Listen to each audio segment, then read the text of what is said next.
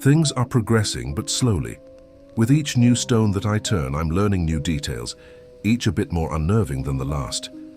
In all honesty, I'm beginning to question my own sanity. Maybe I am delusional, like many of you suspect. At this point, I couldn't tell you one way or another. What I do know is that even if I am delusional, this is real to me. This is my reality. It's how I am perceiving it, and there is no alternative for me but to face it. So I'll continue to do just that. So Beth, I started looking into her a little more yesterday per your recommendations. I asked a few people about the commotion from the reunion. It'd lead to plenty of dead ends. This person heard it from someone else, who heard it from someone else, etc. Clearly, it wasn't as big a deal as I had originally thought. It was a reunion at a bar. Based on what I've heard, she wasn't the only non-reunioner wandering around, and the guest list was a joke. Anyway, Jake is the only one that specifically remembers seeing Beth at the reunion. Jake is on the reunion committee. He didn't come to our high school until senior year, so no idea how he got stuck coordinating the reunion. Anyway, he said she only stayed 15 minutes and he did not recognize her. He insists that he saw me talking to her, so much for his credibility. He was probably drunk. On another note, I finally heard back from the number yesterday afternoon after being left in suspense for a little over a day. Tex, why did you run off so fast last night? There's something I need to talk to you about, and it's important. Can we talk? Me. Hey, what do you mean? Who is this? Gex. I should have never left you behind. The woman you are married to is not who you think she is. There's something you need to see. Me. Stacy.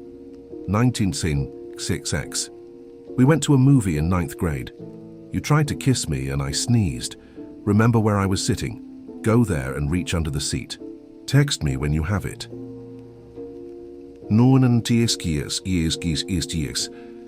Steve, make sure you delete these messages. I knew exactly what seat she was talking about. This was one of my favorite stories from when we were younger. Or from when my wife and I were younger. My wife doesn't even remember any of this, and she lived it. How could this person know about it? I went right to the theater. Logical me says this was probably a bad idea. It could be a trap. I know that. But I went anyway.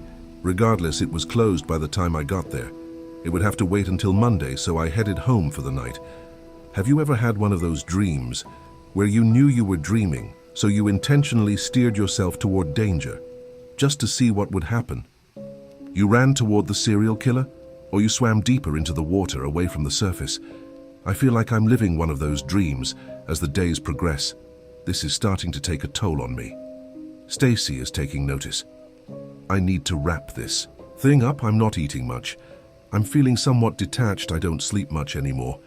Affection is non-existent. I barely talk to my wife. My wife? I took a sleeping pill last night and went to bed pretty early. This morning my plan was to bail from work a little after lunch to catch a movie and get whatever was under that seat. I went to work, went through the motions. One rolled around and I headed right to the theater. I was starting to feel a bit nervous now that it was time to actually go through with it. Now that I've had more time to think through some of the possible outcomes, I scoped it out, grabbed my movie ticket, and got into the theater way early. Luckily, nobody was there yet. I hadn't been there in years. The theater was clearly updated quite a bit. I went to the same general area where we had sat over a decade ago. I felt around under a couple seats, and I found it. It was an envelope. This was exhilarating, like a scavenger hunt. I couldn't believe I found it so easily. Part of me wondered if she was watching me at that moment. I felt like she was. Maybe it was just nerves. I couldn't see anyone else in there. I didn't even consider staying for the movie after finding it. Instead, I headed to my car to tear into the envelope. Confidential homicide investigation notes. Jesus. I uploaded the contents for you to see. Imgur. I'm assuming it'll be pulled down sooner than later. Take a look while you can. I don't know what to make of any of this. This is the first time I've actually begun to feel like my family could be in real danger. I'm in possession of a confidential document sent by someone that I'm not even sure I know. I'm obviously not going to text the number back right now. I need to keep looking into this.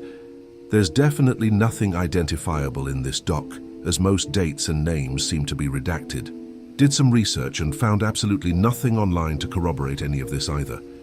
For all I know, it could be fake. I'm not sure what I expected to find, but I need something. Anything. I was a freshman in college in 2009 when this appears to have happened.